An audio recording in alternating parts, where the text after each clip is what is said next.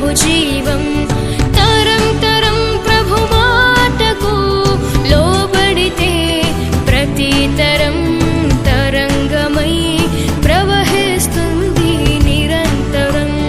లోబడితే చాలు నిన్ను హెచ్చిస్తాడు, యేసు ప్రభువులా నిన్ను మార్చుతాడు.